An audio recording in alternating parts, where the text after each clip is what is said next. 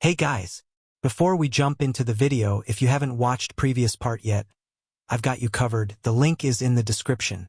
Get ready to dive into an unforgettable tale, where every moment counts and every choice shapes the future. So, sit back, relax, and let the story begin. And if you enjoy this video, don't forget to like and subscribe. Thanks a lot. Harry couldn't quite remember how he had made his way back to the dormitory. All he could recall was Ron and Hermione having a brief spat afterward. He sat by the dormitory window, hugging his knees, staring blankly at the scene outside. Moonlight streamed through the window, bathing the room in a soft glow and stretching Harry's shadow long across the floor. "Harry!" Ron's concerned voice broke the silence. Ever since they had returned, Harry had been distant, responding with little more than distracted hums. His unusual behavior was beginning to worry Ron deeply. Snapping out of his daze, Harry turned to Ron and offered a faint, apologetic smile. "Fancy a game of wizard's chess, mate?" Ron asked, holding up the chessboard. "I know you're upset, but Hermione didn't mean anything by it. She's just curious about that guy with the same name as yours. That's why she's been reading all those books. She didn't mean to bring up you-know-who. It's not like she could have known what would be in the next chapter." "I know, Ron." Harry nodded, though his thoughts remained tangled. "How about we visit Hagrid after class tomorrow?" Ron suggested, hoping to lift his friend's spirits. "Maybe in a few days," Harry replied. "Tomorrow's Halloween Eve, and there's a banquet in the Great Hall." "Right. I heard they'll have those limited edition pumpkin pies," Ron said, brightening. "If you like them, you can have my share." Harry couldn't help but feel a pang of nostalgia. It was in this very dormitory that Gareth had once comforted him during a bout of homesickness.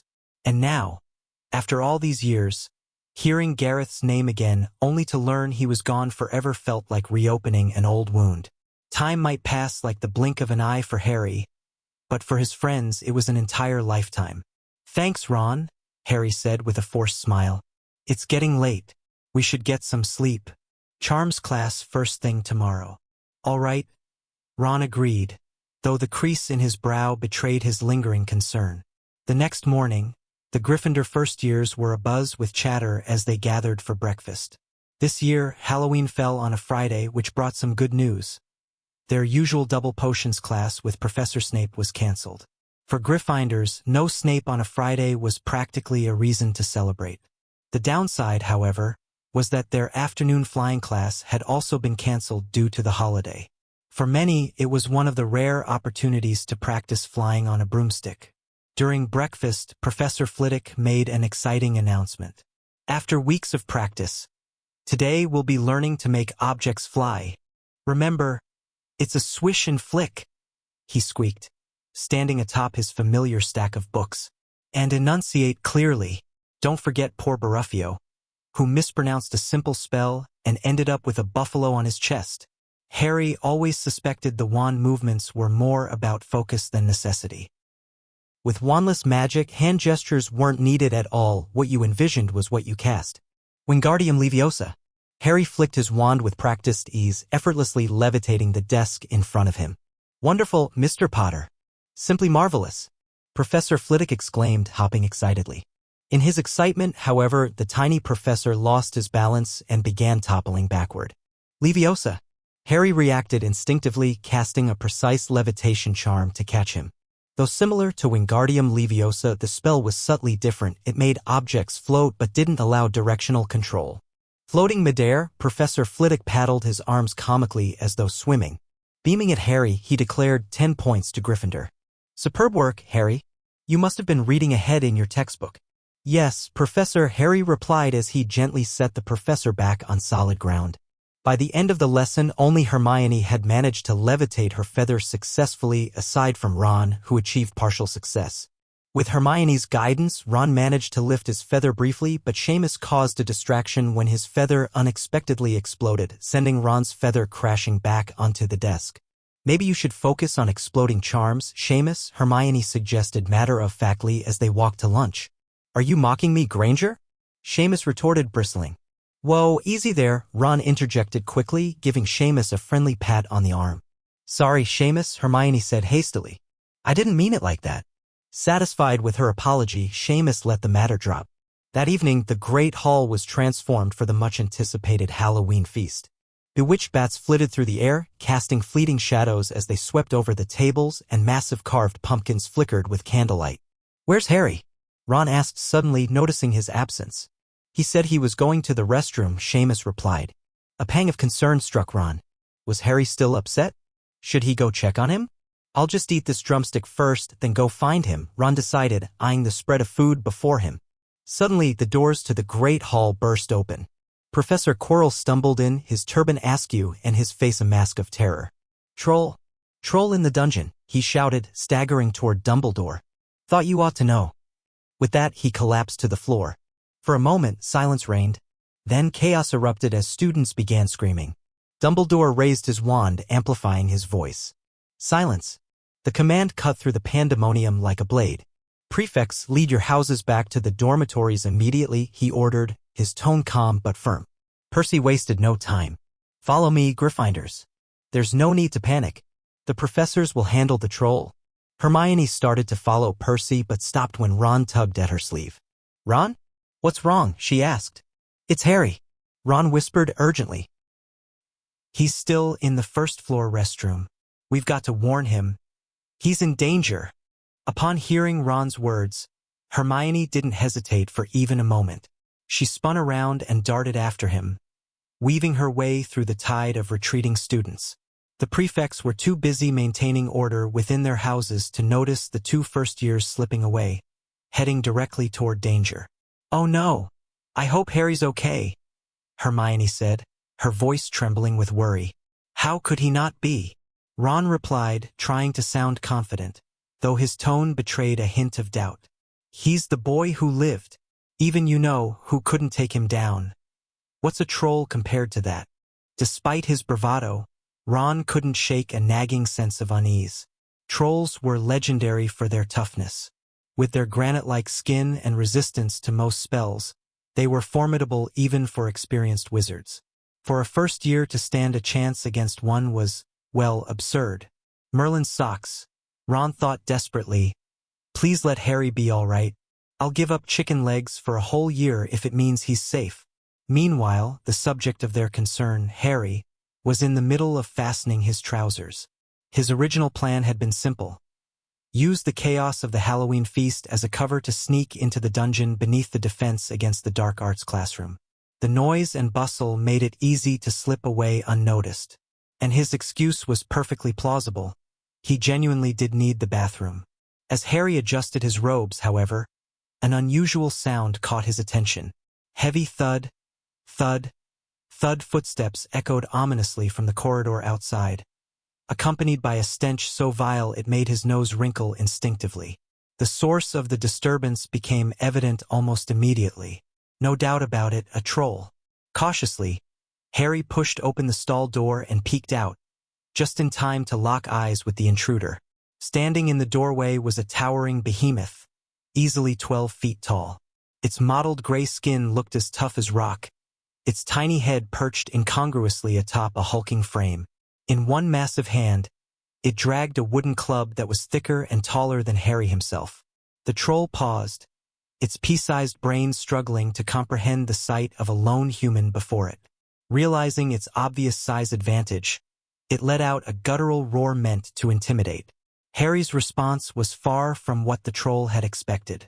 Instead of fleeing, Harry grimaced. Ugh! Its breath stinks, he muttered under his breath, recoiling slightly. The troll, despite its dim intelligence, seemed to pick up on Harry's expression of disdain. Enraged, it roared again, eyes blazing with fury. But even as it prepared to strike, it hesitated. There was something unsettling about the boy standing before it, seemingly unafraid. Harry's lack of fear wasn't born of courage. He was angry, deeply, profoundly angry.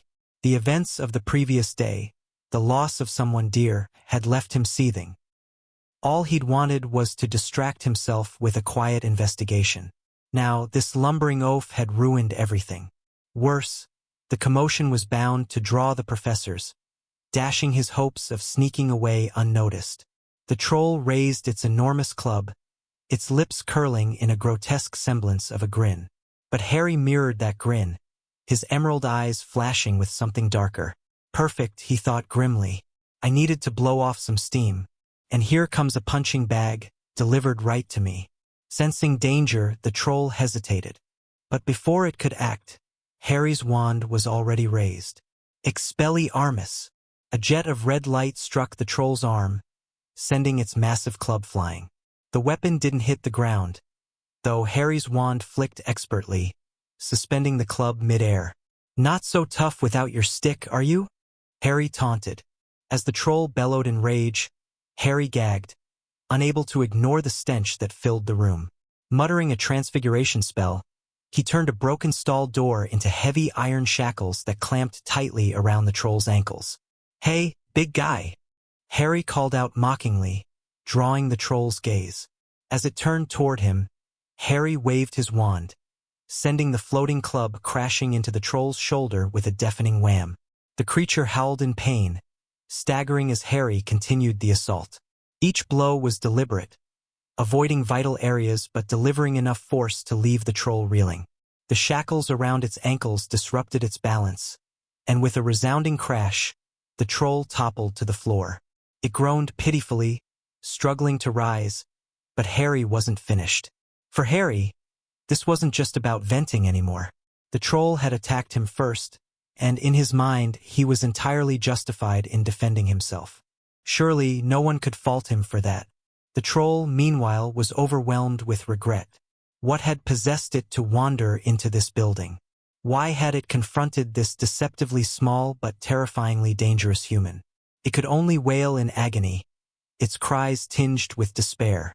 Outside, Ron and Hermione reached the bathroom door, their hearts racing. What if it's hurting Harry right now?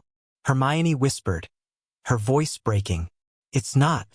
It can't be. Ron insisted, though his trembling hands betrayed his fear. The muffled sounds of blows and anguished howls seeped through the door. Ron gulped audibly. Is this the right room? He asked nervously. Hermione, pale but determined, whispered, Let's open it quietly. If the troll's just smashing the place up, we don't want to provoke it. Nodding, Ron pushed the door open a crack. What they saw inside rendered them utterly speechless. A sight so surreal it would haunt their memories forever.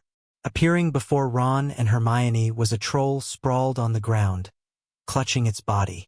Ron now understood why the troll had been howling in frustration. It was in pain. Above the troll, a massive wooden club floated in midair. Hi, Harry greeted, noticing his two companions pushing open the door. At the same time, he gave a gentle wave of his wand with minimal movement. The wooden club slammed heavily onto the troll's head. The troll only managed a muffled grunt before collapsing unconscious. My Merlin's beard, Ron exclaimed, his eyes wide in astonishment. Harry, you defeated a troll. Oh, Harry said casually, stuffing his wand back into his pocket. He deflected the praise with a question. Why are you two here? Professor Quirrell said there's a troll in the dungeons. Ron remembered you went to the bathroom and hadn't returned, so he dragged me along to warn you about the danger. Hermione rattled off quickly. She glanced at the troll again and added, But now it seems the danger wasn't really the troll. Harry felt a wave of emotion rise in his heart. He hadn't expected that, knowing there was a troll on the loose, his two friends would risk their lives to come warn him. How Gryffindor of them, he thought. Thank you, Harry said sincerely. Ron, Hermione. Before he could finish, there was a sudden loud banging on the door and the sound of hurried footsteps. The three of them turned to look at the entrance. Moments later, Professor McGonagall burst into the room, followed closely by Snape, with Quirrell bringing up the rear. Quirrell took one glance at the unconscious troll and let out a feeble sob before sitting down on a toilet and clutching his chest tightly. Harry turned his head away, hiding a faint sense of disdain. So pathetic, he thought. A defense against the dark arts professor behaving like this? At this rate, Hogwarts would become a laughingstock in the wizarding world. What on earth are you playing at? Professor McGonagall demanded, her voice icy with anger. Her stern gaze swept over the trio before settling on the unconscious troll sprawled on the floor. You're lucky you weren't killed by it. Why weren't you in your dormitories as you should have been? Sorry, Professor. Harry stepped forward and explained. They were looking for me. I had a stomachache after class and went to the bathroom. I didn't expect the troll to come in. They knew I was here, so they came to warn me about the danger. Professor McGonagall's severe expression softened. Given the circumstances, Harry couldn't really be blamed. Taking responsibility and stepping up like this, she thought fondly, this boy is just like Lily. With Ron and Hermione's help, we managed to defeat the troll together, Harry added. He decided not to stand out too much. After all, a first-year student defeating a troll single-handedly would be too shocking. Hearing Harry's words, Hermione discreetly pinched Ron, then struck a confident pose as if it were all true. Ron nodded along, as if he had played a crucial role in defeating the troll. Impressive transfiguration, Professor McGonagall noted, her eyes landing on the shackles binding the troll's feet. She nodded approvingly at Harry and then glanced at Ron and Hermione. Breaking the rules, leaving your dormitory without permission. Mr. Weasley, Miss Granger, Gryffindor will lose 5 points each for your actions, she said sternly. Hermione hung her head, not expecting Professor McGonagall to be so unrelenting. Ron, too, looked disgruntled. By Merlin's beard, he thought, why can't our head of house be as biased as the Slytherin one? But then Professor McGonagall continued, however, for risking your lives to help a friend, Gryffindor will gain 10 points. At her words, both of them looked up in surprise, seeing their professor offer them a rare smile. Finally, Professor McGonagall concluded, well, you're lucky. Very few first-year students could face a fully grown troll and come out victorious. Each of you has earned Gryffindor 5 points. I'll inform Professor Dumbledore of this. You may leave now.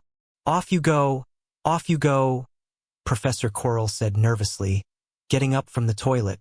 I'll handle the bathroom. Don't worry. Just as he finished speaking, the troll let out a loud snore in its sleep. Professor Quirrell jumped in fright, instinctively leaping into the air. Harry paid no attention to him.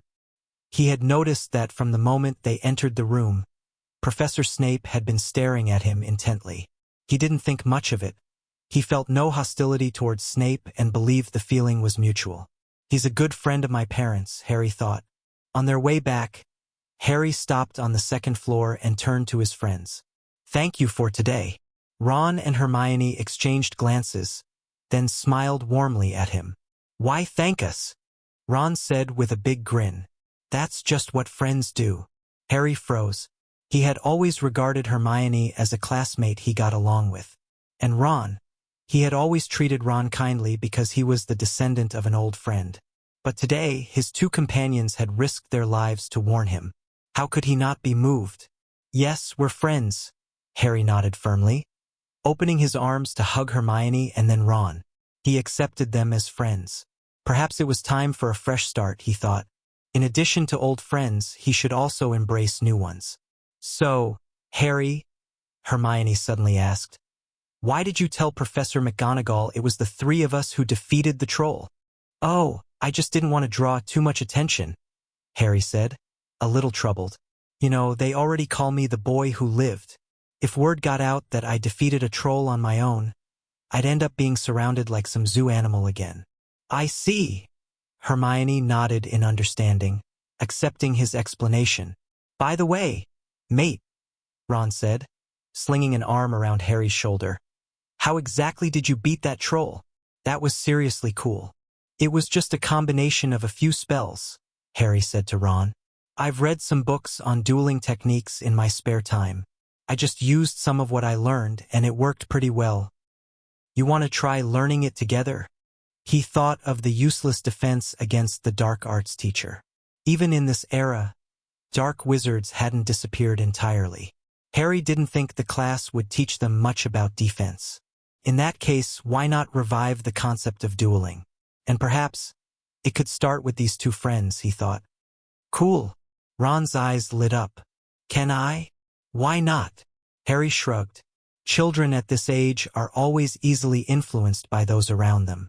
Under Harry and Hermione's subtle guidance, Ron had gradually shed the rebellious attitude he'd shown at the start of the term. For a young wizard like Ron, studying potions or transfiguration might not spark much interest, but learning some minor curses? That was a whole different story. Just imagine casting a few clever curses at Malfoy's smug face. How satisfying would that be? But we'll need a suitable place to practice spells, Hermione said with a touch of concern. The Gryffindor common room doesn't allow magic. I've got it covered, Harry assured her.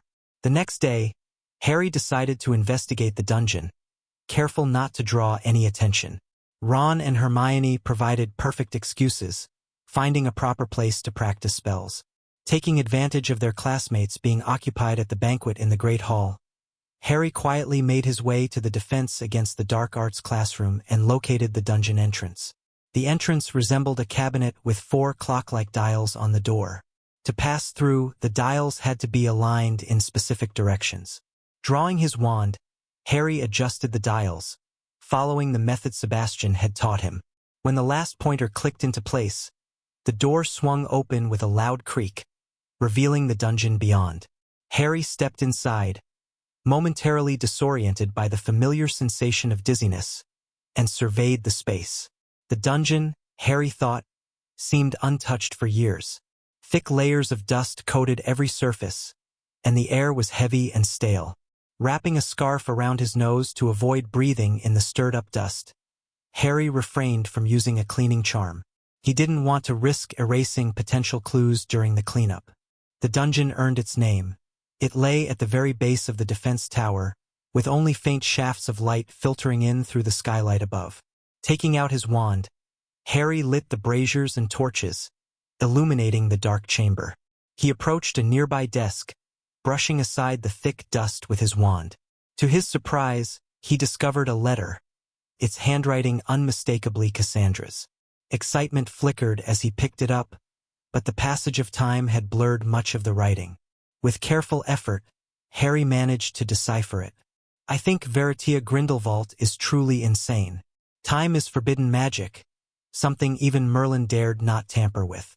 When she emerges from that so-called love shack with Potter, I hope you can dissuade her. Ancient magic isn't omnipotent. C.C. Malfoy. Harry's heart raced. Time magic? Could it be that Veritia had attempted to use time magic to find him after his disappearance? If Cassandra was correct, Veritia had likely failed, with grave consequences. This would explain why the name of Gellert Grindelwald had echoed through history, while no word of his sister ever emerged. Veritia, with her unwavering loyalty to family, wouldn't have abandoned them willingly. Could she have been trapped somewhere? Harry's mind lingered on Cassandra's biting remark. The Love Shack was her nickname for the Chamber of Secrets, as only inheritors of ancient magic could freely enter. Pocketing the letter, Harry's determination hardened.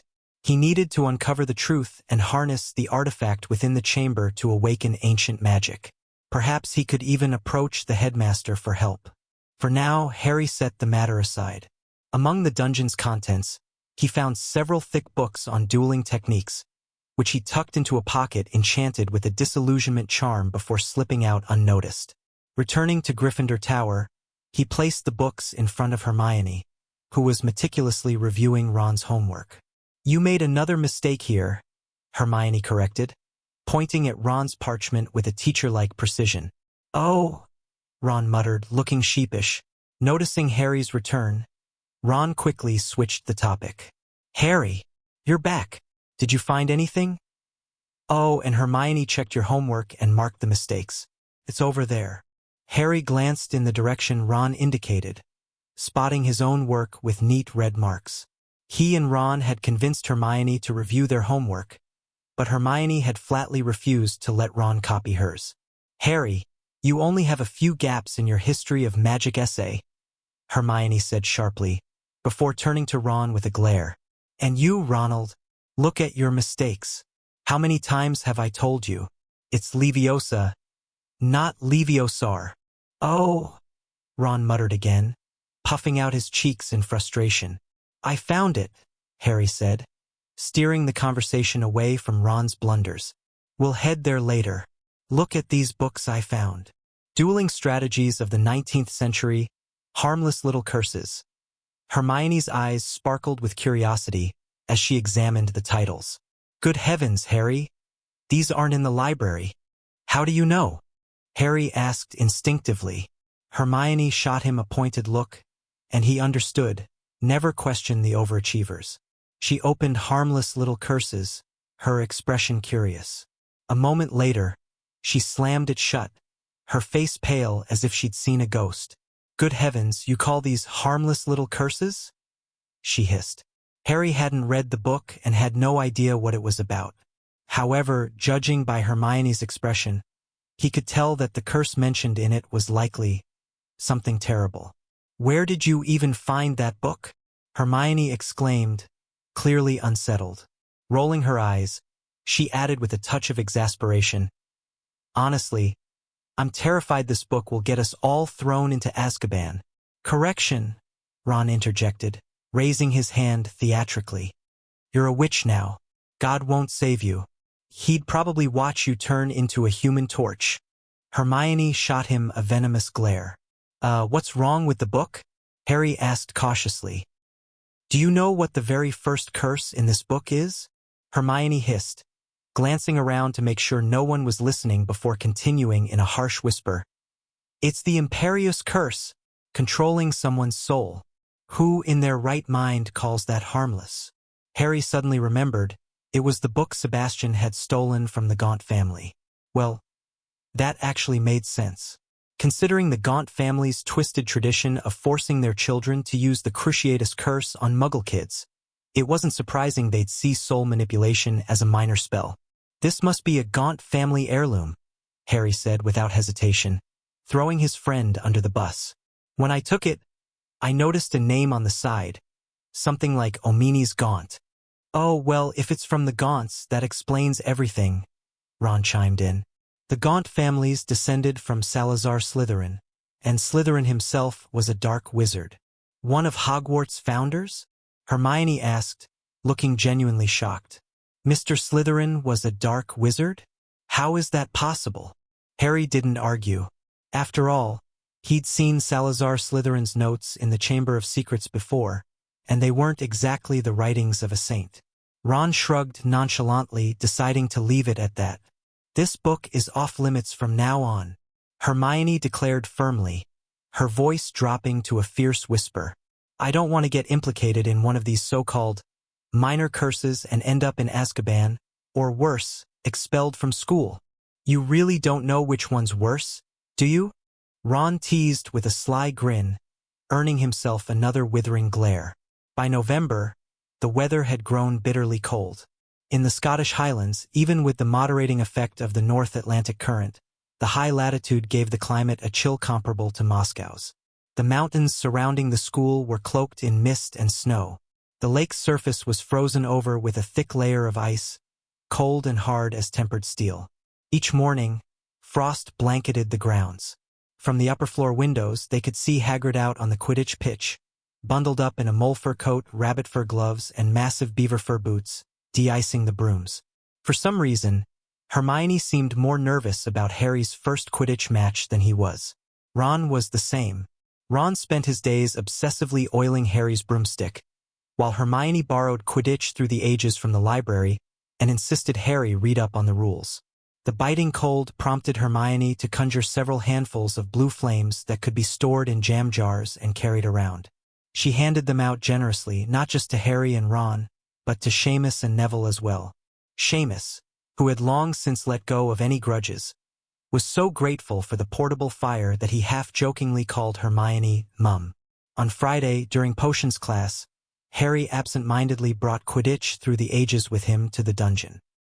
Snape, as usual, hovered close, scrutinizing Harry's every move as he worked on his potion. When Harry successfully brewed a flawless draft of living death, Snape let out a nasal oomph. It was impossible to tell if he was pleased or irritated.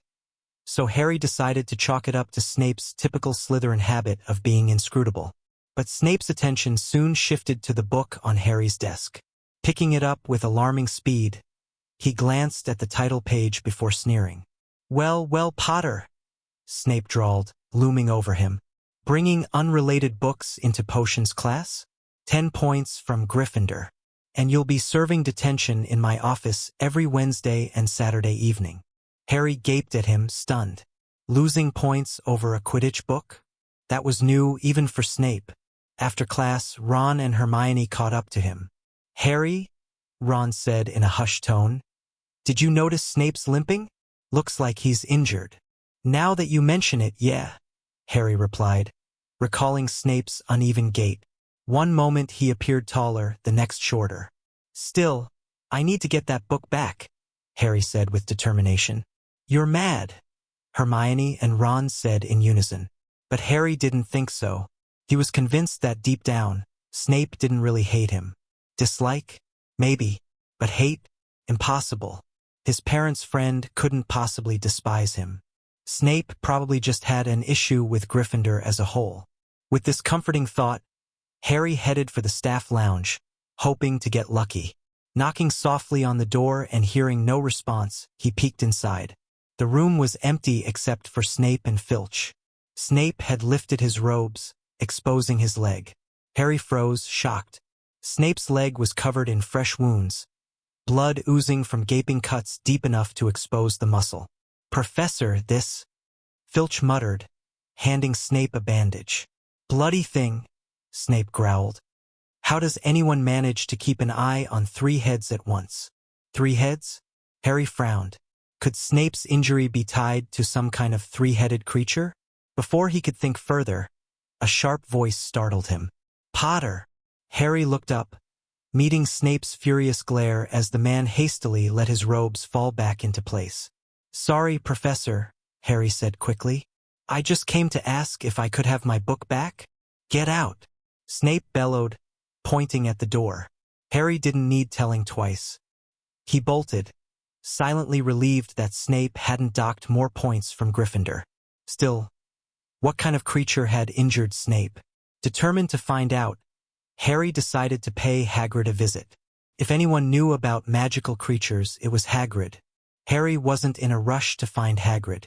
After all, the Quidditch match was just around the corner. For years, he'd only heard about Quidditch but had never had the chance to play it himself. Blame Black, Harry thought, but thanks to Hogwarts, he could finally fulfill his dream. The next day dawned sunny and cold. Despite the bright sunlight, the chill in the air lingered, untouched by the sun's warmth. Harry grabbed a plate of roasted sausages and a serving of baked beans in tomato sauce. Sitting at the Gryffindor table, he ate slowly and gracefully. Classic English breakfast, simple yet satisfying. Have you noticed? No matter when, Harry always eats so elegantly, Neville said, his voice tinged with admiration. Harry smiled and nodded at Neville, thinking, wait until you get beaten with a stick for holding your fork wrong. Then you'll understand the importance of elegance. At that moment, the chatter at the Gryffindor table fell silent, because Snape had arrived. Harry didn't know when Snape had drifted over to him, but by the time he looked up, the potions master was already standing there, peering down at him with that familiar disdain. Good luck, Potter, Snape said with a forced smile. Since you managed to handle a troll, surely a little Quidditch match should be no problem, even if your opponent is Slytherin. With that, Snape slapped a copy of Quidditch Through the Ages onto the table beside Harry. Thank you, Professor, Harry replied politely, but his thanks were premature. Snape's expression darkened as he furrowed his brow for no apparent reason. Yesterday you trespassed in the staff lounge. Gryffindor will lose 2 points for your troll-like recklessness. I suppose if Mr. Potter's brain weren't filled with baked beans, he'd remember that today is Saturday. Saturday, which meant Harry was supposed to serve detention in Snape's office. Watching Snape's limping figure disappear into the distance, Harry felt an inexplicable urge to pull out his wand. He really finds every excuse to deduct points from Gryffindor, doesn't he? Ron shrugged. Though the Gryffindors overheard Snape docking points because of Harry, none of them blamed him. Instead, they looked at him with sympathy. When it was time for the Quidditch match, the students left the Great Hall and made their way to the Quidditch pitch. Nearly the entire school had turned out, along with a few wizarding parents. They filled the stands surrounding the pitch to capacity. After changing into their red Gryffindor uniforms, Harry and his teammates gathered. The captain, Oliver Wood, approached Harry. "Nervous, Potter?" he asked. Harry shook his head. Of course, he wasn't nervous. He was more than prepared. "Nervous is good. I was the same way my first time," Wood said, as if reading from a well-rehearsed script. "But, Captain, he said he's not nervous," Fred interrupted. "Neither are we," George chimed in. "All right, lads," Wood cleared his throat awkwardly. "And ladies," Angelina Johnson interjected. "Right, and ladies," Wood agreed. Before he could continue, Fred interrupted again. "This is the important moment. The moment we've all been waiting for," George added. Their interruptions dissolved the tension in the room, and everyone laughed. Even Harry couldn't help but smile at the infectious atmosphere. "That was Oliver's speech from last year," Fred told Harry. "I heard from Charlie that he gave the same one the year before. Seems it's his go-to script every year." "Shut it, you two," Wood snapped, glaring at the twins. "This year is different. We've got Potter now, and we're going to win." Madame Hooch's whistle blew, and Wood turned to the team. "Time's up, folks. Let's kick Slytherin's butts." "Kick their butts," everyone shouted in unison. Though Harry wasn't nervous, he was a little excited. Taking a deep breath, he squared his shoulders and followed Angelina onto the pitch. "Look, Potter." Angelina suddenly pointed towards the Gryffindor stands. "See that?" Harry followed her gaze. Ron, Hermione, Seamus, and Neville were holding up a massive banner that read, "Potter for the win." The banner featured a large Gryffindor lion, likely drawn by Dean Thomas, whose artistic skills were well known. Hermione had enchanted it to shimmer with vibrant colors, making it particularly eye-catching. When Harry turned to look, his friends cupped their hands around their mouths and shouted his name enthusiastically. Harry waved back at them, a warm glow spreading through him. "Friendship is wonderful," he thought. "Listen, I want a fair and honest game," Madame Hooch said, her sharp gaze fixed on Marcus Flint, the Slytherin captain, as if addressing him specifically. Harry couldn't help but notice Flint's troll-like appearance. Jagged teeth and a perpetually unintelligent expression. Flint bared his crooked teeth in a provocative grin at Wood. Wood responded with a calm, dignified smile. "Watch out for Flint," Angelina whispered. "Slytherin's notorious for dirty play and zero sportsmanship. Winning by any means necessary." Harry understood that all too well. Although he didn't know much about Quidditch, he knew Slytherins. That's why, just yesterday, he'd ventured into the dungeons and retrieved a sturdy suit of armor. After resizing it with magic, he wore it beneath his uniform. Harry had never understood why the defense against the Dark Arts Tower housed a collection of knights' armor, but that didn't stop him from putting it to good use. Bring it on, Harry thought. Let's see who outlasts whom. Marcus Flint, meanwhile, had noticed the small Gryffindor seeker. Harry Potter, the boy who lived. Flint decided it was time to teach the famous boy a lesson. That Quidditch wasn't a game you could win on fame alone. Noticing Harry looking back at him, Flint flashed a menacing grin, baring his crooked teeth. But what he didn't expect was for Harry to return an even more ferocious smile. When the match began, Harry soared leisurely on his broomstick, his keen eyes scanning the sky for any sign of the golden snitch. "Stay on the side," Wood advised, flying close to him. "Wait until you spot the snitch before diving in. We don't want you getting targeted too early." "Got it, Captain," Harry nodded with a grin.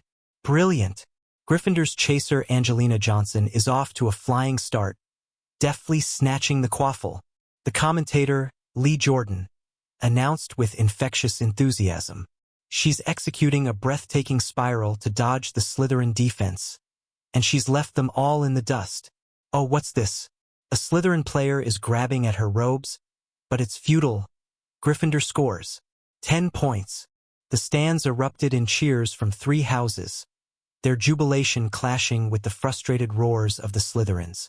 Galvanized by Gryffindor's first goal, Slytherin retaliated with ferocity.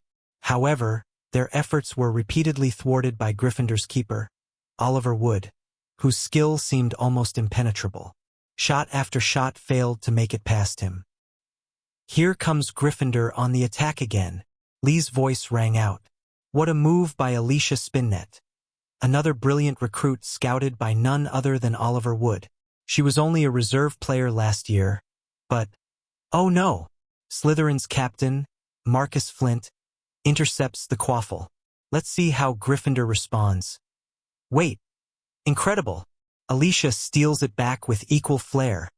Oh, but what's this? Alicia's pass is intercepted by a Slytherin chaser. Merlin's beard.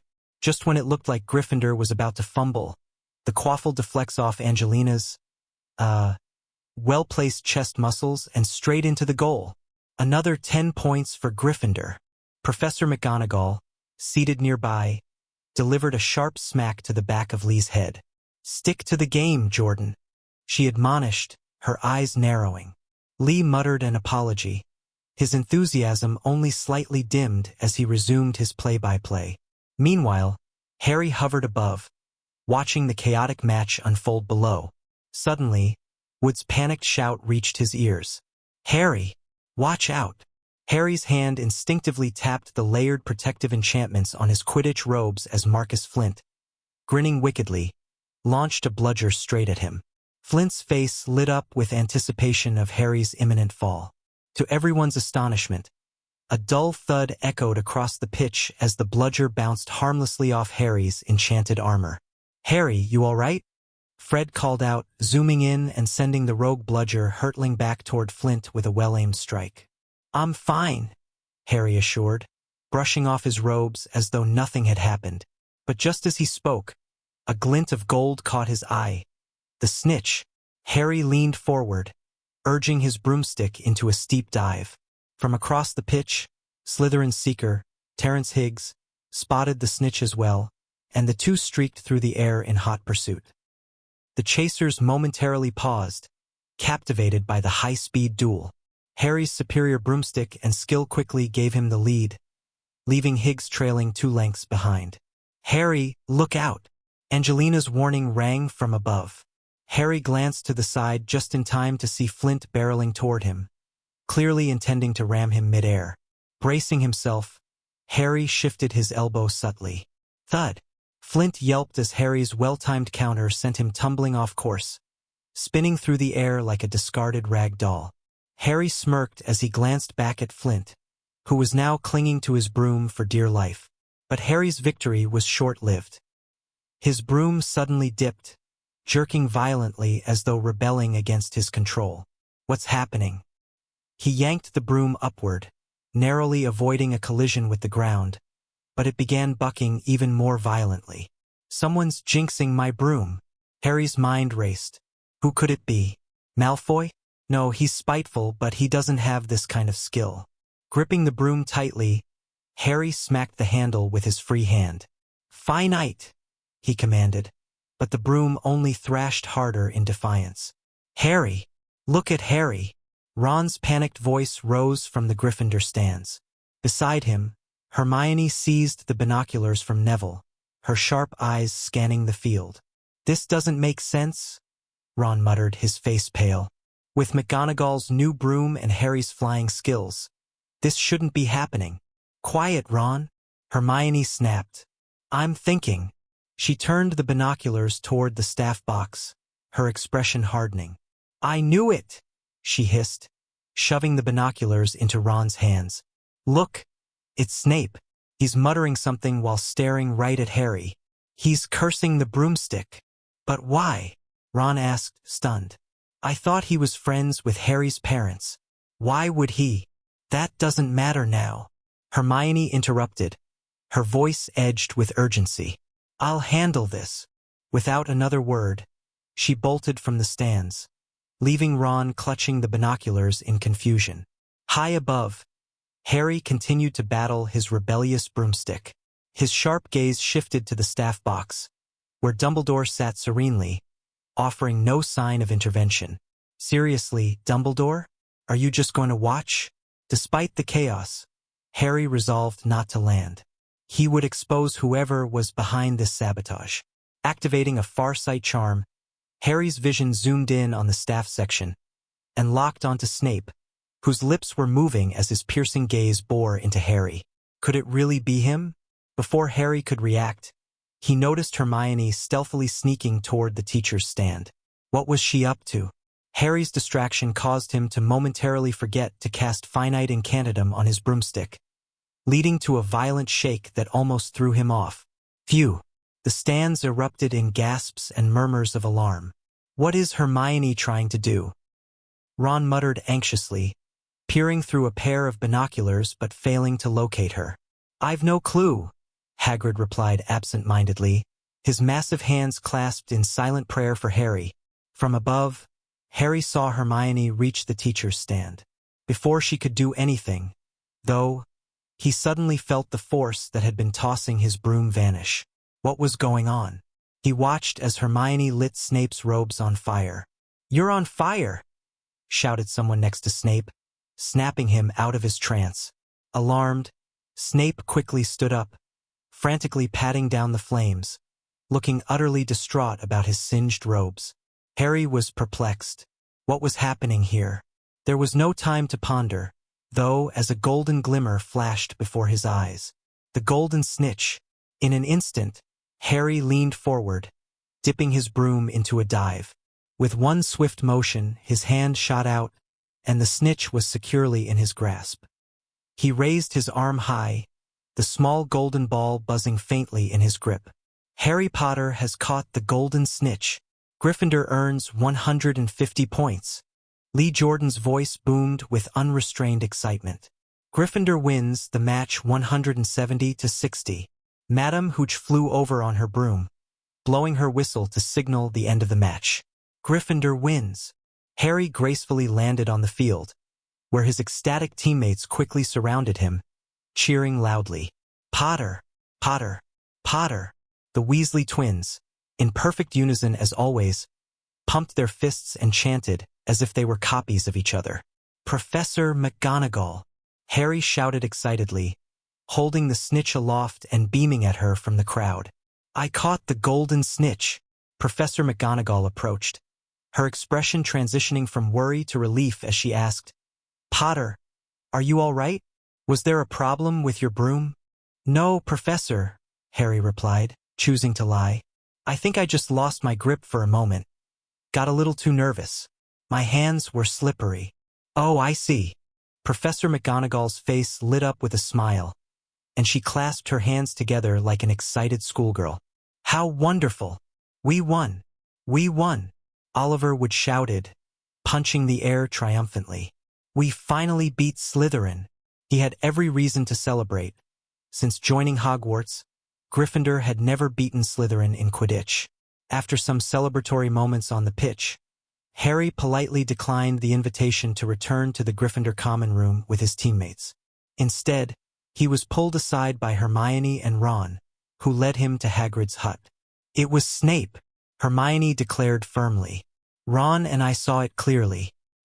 He was muttering an incantation while staring at your broom the entire time. Rubbish, Hagrid interjected.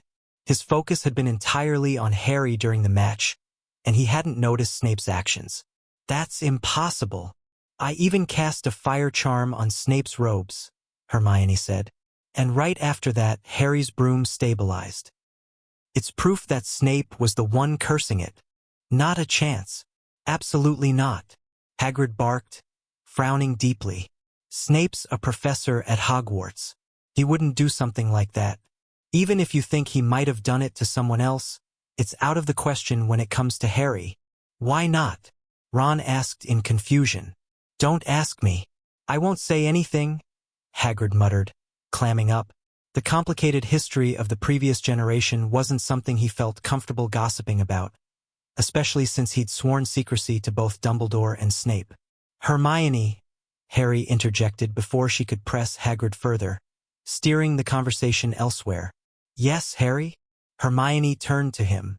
When you climbed the teacher's stand, I saw you, Harry began, speaking quietly. But before you set Snape's robes on fire, my broom had already stopped shaking. Snape was still chanting, but the broom showed no further signs of disturbance.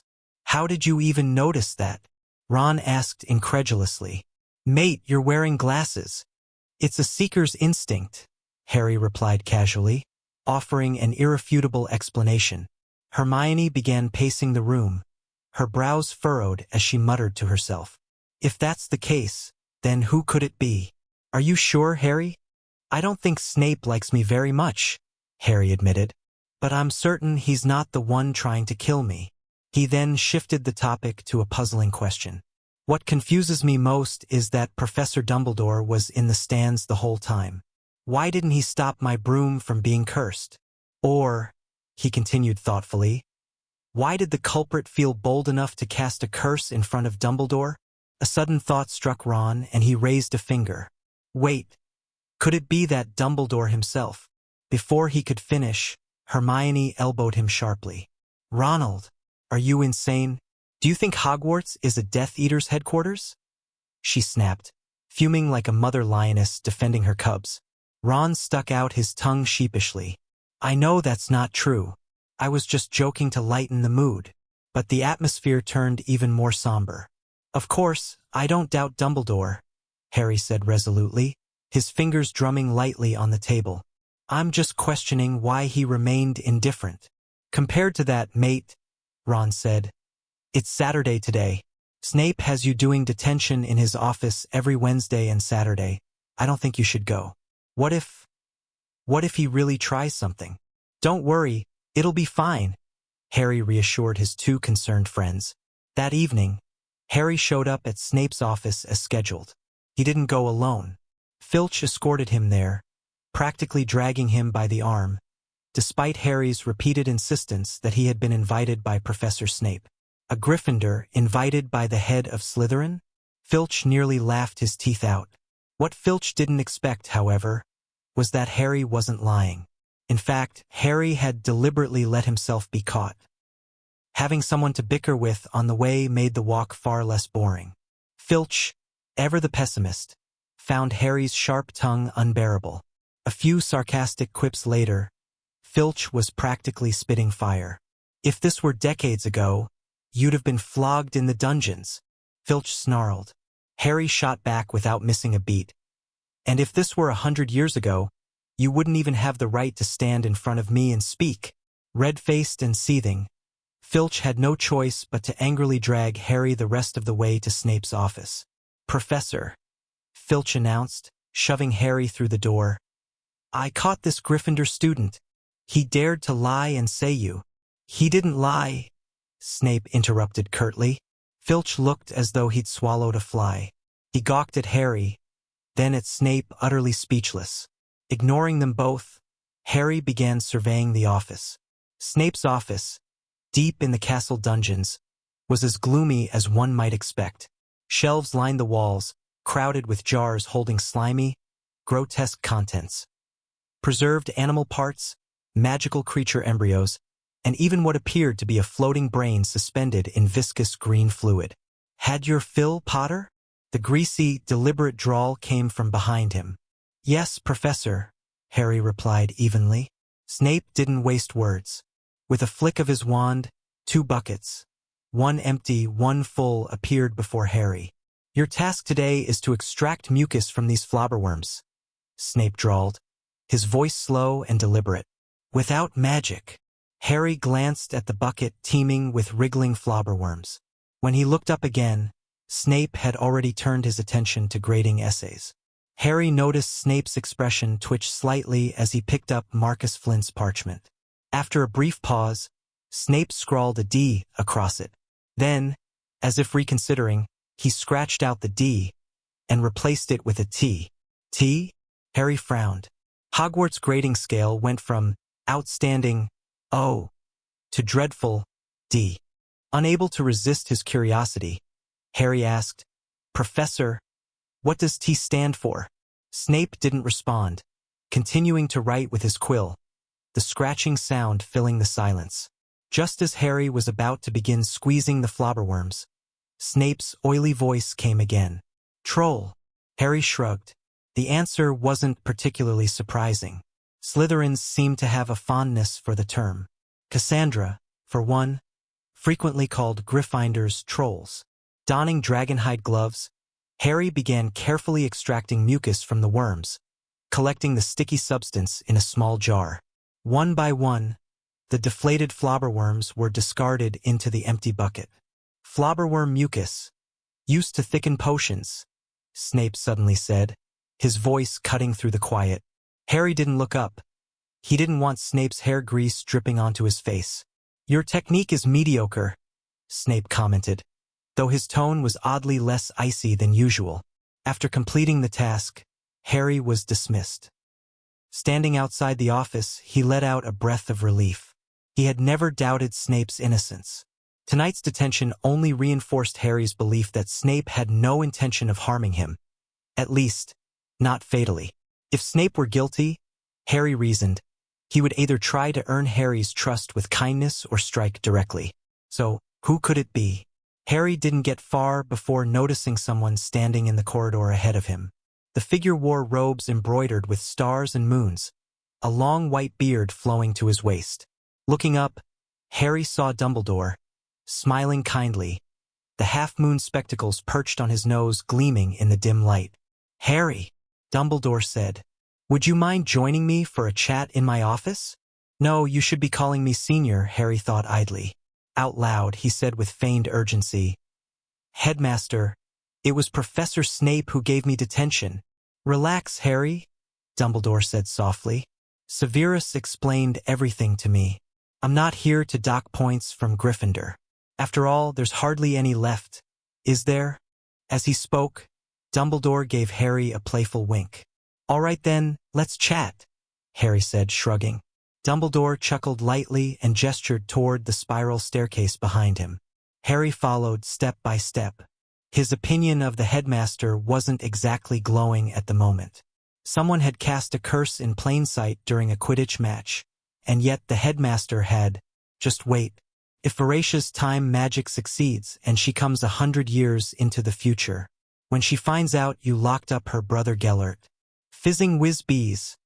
Dumbledore's voice interrupted his thoughts. Harry realized they had arrived at the entrance to the headmaster's office. The candy's name must have been the password, as the stone gargoyle moved aside, revealing a spiral staircase. Come in, Harry, Dumbledore said, stepping inside. Harry followed him through the gleaming oak door into the office. The headmaster's office was a spacious, circular room, alive with the hum of soft, tinkling sounds. Tall-legged tables were covered with various silver instruments, each emitting mysterious vapors, as though whispering ancient secrets. The walls, as they always had, were lined with portraits of former headmasters. Each snoozed peacefully within their frames, soft snores filling the air. Harry's gaze lingered on one portrait. Even Phineas Nigellus Black, the least popular headmaster in Hogwarts history, had earned a place on these walls. If Phineas recognized him, Harry thought nervously, it could mean trouble. Harry sat uneasily in the chair across from the desk, his gaze darting around the room. Dumbledore smiled kindly, interpreting the boy's discomfort as a natural reaction to their first one-on-one meeting. Oh, Harry, relax, Dumbledore said warmly. I was once a Gryffindor student too. You might even call me your senior. Harry glanced up briefly before lowering his gaze again. He didn't respond, unsure of the potential consequences of disagreeing with the headmaster. Most of what he knew about Dumbledore came from Hagrid's tales, and without first-hand experience, he couldn't gauge the man's true demeanor. Lemonade, Dumbledore offered, reaching for a pitcher. Yes, please. With ice, Harry replied, masking his unease with politeness. A moment later, a glass of chilled lemonade materialized before him. Harry picked it up, took a sip, and immediately grimaced. Ugh! He exclaimed. Why is it so sweet? He strongly suspected that sugar was free at Hogwarts, judging by the syrupy concoction masquerading as lemonade. Dumbledore chuckled, unperturbed. It seems you're not a fan. What a shame. Reaching into a jar on the desk, he extracted a cockroach candy and popped it into his mouth. Harry's stomach churned at the sight. If he hadn't known it was a magical treat, he might have lost his appetite entirely. "Some of us are trying to sleep, you know?" An irritable voice echoed from the wall. "For Merlin's sake, Albus, even during my tenure as headmaster, I never summoned students for late-night meetings. Not once." The voice belonged to Phineas Nigellus Black, whose portrait hung prominently among the other former headmasters.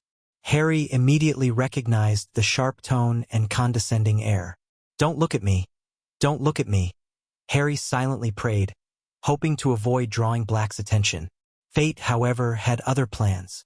After admonishing Dumbledore, Black's gaze shifted to Harry. He squinted, as if trying to place him, before his expression changed to one of realization. "Aha! I knew it. Let me think, Gryffindors." Dreading Black's usual tirade about house superiority and bloodlines, Dumbledore intervened swiftly. "Dillies, might I ask for your assistance?" "With pleasure, Albus." Dillies Derwent curtsied with a playful gleam in her eyes. She rallied a small contingent of headmasters from their frames and led them into Phineas' portrait. "What are you doing?" Black demanded, his voice laced with alarm. The headmasters didn't answer. They advanced in unison, knocked him off his feet, and secured him to a chair, even gagging him for good measure. After a brief struggle, Phineas went still, his expression darkening. His mind raced as he processed the situation. So, the Gryffindor boy hadn't perished alongside Ragnarok, but had somehow reappeared a century later. Time travel? And his age, had it even reversed during the journey? Humph. So what? Even if reduced to ashes, I'd recognize him. But Phineas' indignation burned hotter. "You tied me up. Even if you beg, I won't tell you the truth. Never. Phineas is always like this," Dumbledore explained to Harry with a sheepish smile. "He's actually a good headmaster?" Harry ventured, though the words felt strange as they left his mouth. "Phineas Nigellus Black? A good headmaster?" By Merlin's longest bunny ears, Dumbledore's expression twisted into something complex. For a moment, he opened his mouth to respond but thought better of it. Memories of enduring Phineas' strict and often arbitrary rules as a student resurfaced, unbidden. The other portraits fell silent before breaking into uncontrollable laughter. "Oh, child," Dillies gasped, dabbing her eyes. "If you'd been a student during Phineas' tenure, you'd understand just how hilarious that statement is." Harry shrugged, unfazed. He had visited the headmaster's office before, albeit under Polyjuice Potion, impersonating someone else.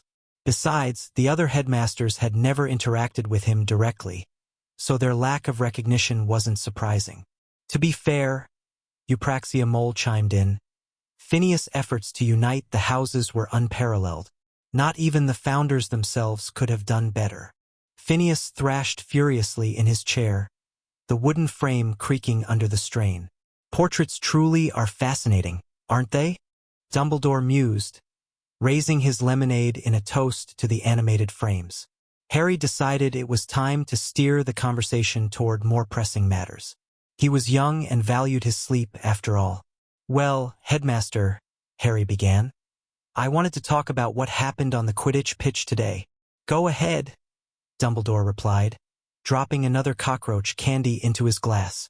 Its antennae jutted out, twitching eerily in the liquid. Harry took a deep breath.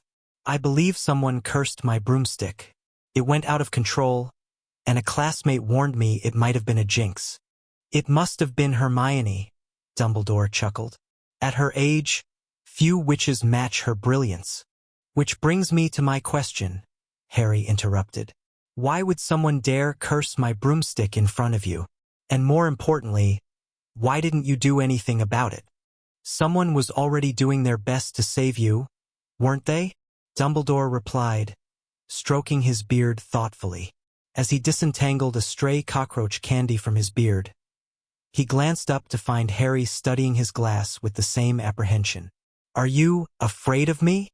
Dumbledore asked, raising an eyebrow. His tone suggested he wouldn't be surprised if the answer was yes. "No, sir," Harry replied. "I was just thinking about a spell I read in a book." A spell.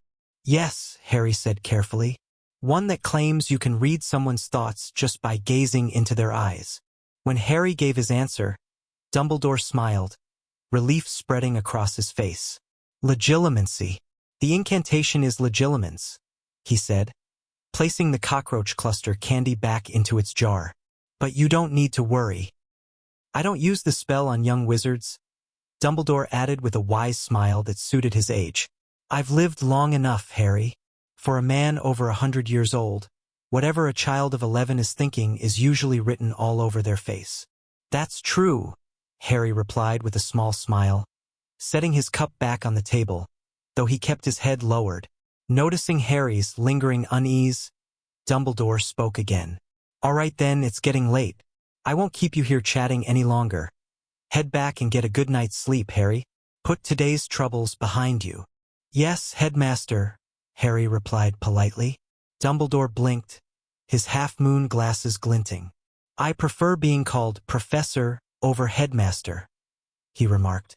All right, Professor, Harry agreed readily. After Harry left, Dumbledore sat quietly in his chair for a long time, lost in thought. The boy, Harry, had just reminded him of an old acquaintance. A former Hufflepuff student, none other than Newt Scamander, the famed magizoologist. Dumbledore didn't suspect Harry of being the same person from a century ago. After all, time travel was known to occur occasionally, but crossing 100 years? That was unheard of. Besides, this Harry was not only an 11-year-old first year, but also a child whose birth Dumbledore had personally witnessed and whom he had entrusted to the Dursleys. The Harry Potter from a century ago, who had perished alongside Ranrock, had been a sixth-year student. Unless Dumbledore had truly gone mad, such a far-fetched suspicion would never cross his mind. The magic of love is truly extraordinary, isn't it? Dumbledore mused, seemingly to himself, though perhaps he was speaking to Fawkes. Fawkes tilted his head and chirped twice in response. The next morning, right after breakfast, Harry dragged Ron and Hermione to the 7th floor of the castle. It was Sunday with no classes scheduled. Ron had planned to play wizard's chess with someone but found himself here instead. He pointed to the portrait of Barnabas the Barmy being bludgeoned by trolls and said, "Look at that! What a hilarious painting! Barnabas the Barmy's troll experiment," Hermione explained, giving Ron a brief background on the painting. "How do you know everything?" Ron asked, a little disheartened. "I feel like you should have been born into a wizarding family. Read more books. It'll do you good," Hermione replied, tapping her temple with a finger. While the two bickered, Harry had already prepared the room of requirement. A large door appeared out of nowhere on the wall opposite the painting, startling Ron and Hermione. "This is where we'll practice dueling," Harry said, introducing the room to his friends. "From now on, it'll be our secret base." "Really, a secret base?" Ron's interest piqued. "Brilliant. I bet Fred and George have no clue about this place." "And why's that?" Hermione asked, puzzled. "Because if they knew, I'd know," Ron replied with a shrug. The trio pushed the door open and stepped inside, greeted by a professional training area for spell practice. The walls were mirrored, thick cushions were casually piled in the corners, and at the far end of the room stood a row of dummies holding wands. "Cool," Ron exclaimed, pulling out his wand. "It's a shame this has to stay a secret. If Fred and George saw this, they'd die of envy." "So, which spell are we practicing?" Hermione asked. "Spells Professor Quirrell won't teach us," Harry said succinctly. "For example, the most basic dueling spell, the disarming charm." He walked to the center of the room and summoned a dummy holding a wand. "Watch closely, like this. Expelliarmus." A flash of red light shot from Harry's wand, striking the dummy's hand. The wand spun through the air, and Harry deftly caught it. "This is the simple disarming charm," Harry explained, placing the wand back in the dummy's hand. "That's the disarming charm?" Ron scratched his head. "Doesn't seem very cool. Definitely not as flashy as I imagined. The most powerful spells are often the simplest," Harry explained. "Spellcasting is infinitely versatile, just like the levitation charm you've used before." Harry demonstrated, pointing his wand at a nearby chair. Wingardium Leviosa. The chair floated into the air. Now watch this. Harry set the chair down gently, then used the disarming charm to knock the dummy's wand away again. This time, he followed up with the levitation charm to accelerate the wand's flight, sending it hurtling into the dummy's eye socket. That's barbaric. Hermione frowned. Barbaric. Harry thought to himself. It was clear these children had grown up in peaceful times. Back in his day, students feared their spells weren't barbaric enough to effectively harm dark wizards. Dark wizards won't bother with civility, Hermione, Harry said. You need to understand they're vicious and ruthless. Take the Death Eaters who tortured Neville's parents, for example. Do you think they care about being civil or barbaric in a duel? No, at that moment, you'd only worry whether your spells were strong enough. Harry's right, Ron added. Dark wizards are the most cunning and merciless people you'll ever meet. Sorry, Harry, Hermione said, nodding in agreement. Here's how it's done, Harry said, patting Ron's shoulder and demonstrating in slow motion. Swing your wand like this, horizontal then vertical. Expelliarmus. Expelliarmus. Ron mimicked Harry, pointing his wand at the dummy in the middle of the room. Nothing happened. The atmosphere grew awkward. It wasn't just Ron. Hermione also failed to produce any results. Harry patiently corrected their movements. Half an hour later, Hermione successfully cast the disarming charm, followed shortly by a determined Ron. While Ron and Hermione practiced, Harry found himself deep in thought. There was no doubt that the disarming charm had been his specialty back in the day. Veritia had even suggested he refine the spell further. Her idea was to mark a target with other magic, allowing the disarming charm to chain between multiple enemies. In simple terms, it meant a single disarming charm could disarm multiple opponents at once. In theory, when several enemies were close together, one disarming charm could disarm them simultaneously. But Veratia's vision was to extend this capability to distant or even extreme distances, allowing one spell to disarm multiple foes at once. Creating a magical mark was no easy task. Harry had spent half a day experimenting in the Room of Requirement without success.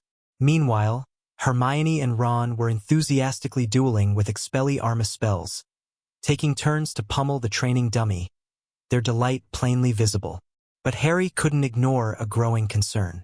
Ron's talent wasn't bad, but his mismatched wand made learning spells twice as hard and half as effective. Harry recalled Ollivander's words about wands choosing their wizards, but he had always felt it went both ways. Surely it was just as much about the wizard choosing the wand, wasn't it? It was time to figure out a way for Ron to get a new wand, Harry decided. Considering the Weasleys' financial situation, if they could have afforded one, they wouldn't have handed Ron Charlie's old wand in the first place. Maybe he could gift Ron a wand? But the thought of directly giving it to him made Harry hesitate. He didn't want to hurt Ron's pride. He'd have to find a better way. When they finally left the Room of Requirement, Ron and Hermione seemed reluctant to end their practice session. Kids, after all, were naturally drawn to new and exciting things, and to the thrill of destruction. Hermione and Ron were no exceptions. Who wouldn't be fascinated by the freedom and exhilaration of casting spells at will? Excellent. Well done. 5 points to Gryffindor. During Charms class, Professor Flitwick clapped his hands in delight, praising Ron's spellwork. Ron had been the first in class to levitate something heavier than a feather using the Wingardium Leviosa spell. The proof hovered briefly before Flitwick in the form of a desk, which promptly crashed back down after a few seconds. Still, Flitwick was thrilled and generous with his encouragement. Harry, I did it! Ron exclaimed excitedly, shaking Harry's arm. Hermione clapped politely but couldn't help shaking her head at Ron's enthusiasm. She had mastered this level long ago. She'd held back deliberately in class at Harry's private request, allowing Ron a moment to shine without stealing all the house points for herself. To their classmates, it simply looked like Ron was celebrating with friends. No one suspected his sudden improvement in charms was thanks to Harry's careful guidance. The trio often visited Hagrid in his hut on Friday afternoons.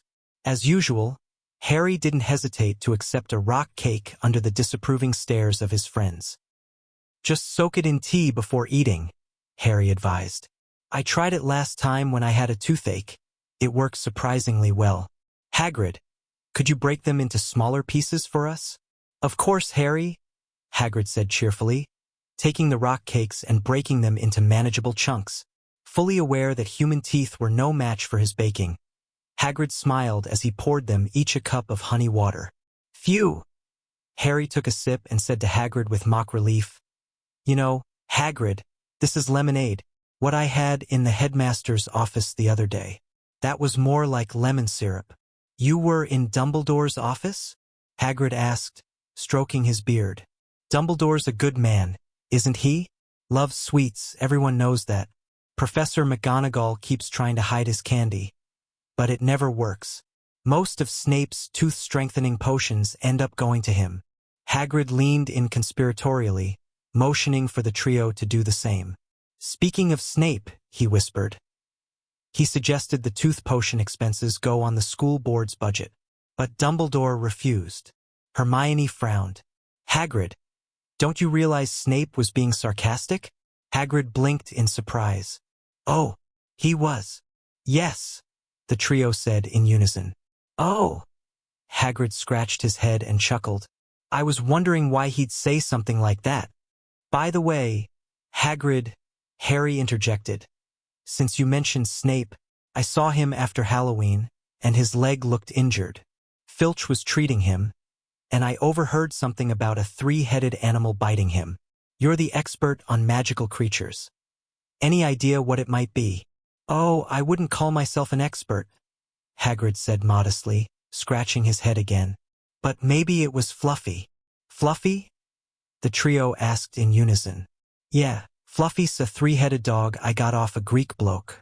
Bit of an odd one. Falls asleep the moment it hears music. Dumbledore borrowed it to guard something on the 4th floor. I'm not sure it's enough to protect N. Oh, I shouldn't have said that. Hagrid clamped a hand over his mouth, realizing he'd let something slip. Nicholas Flamel? Hermione asked immediately. The trio exchanged glances. Harry leaned back in his chair, suddenly calm. Who's Nicholas Flamel? Hermione pressed. Oh no, lass, that's Dumbledore's business, Hagrid said, quickly standing up to usher them out. I've already said too much. You've got classes tomorrow. It's getting late, so off you go. With no choice, the trio left Hagrid's hut. Nicholas Flamel? Ron muttered as they walked. Why does that name sound so familiar? I feel like I've heard it somewhere before. Me too, Hermione said, frowning. But I can't remember where. Harry, any ideas? Ron turned to him. You actually saw it today, Harry replied, pulling a chocolate frog card from inside his robes. Here, I've still got it on me. Ron took the card and read aloud. Albus Dumbledore, current headmaster of Hogwarts, widely regarded as the greatest wizard of our time. His notable achievements include defeating the Dark Wizard Grindelwald in 1945, discovering the 12 uses of dragon's blood, and his work in alchemy with his partner, Nicholas Flamel. Oh, right. I saw his name on this card before. What does he do? It says it right there. Nicholas Flamel is an alchemist, Hermione explained.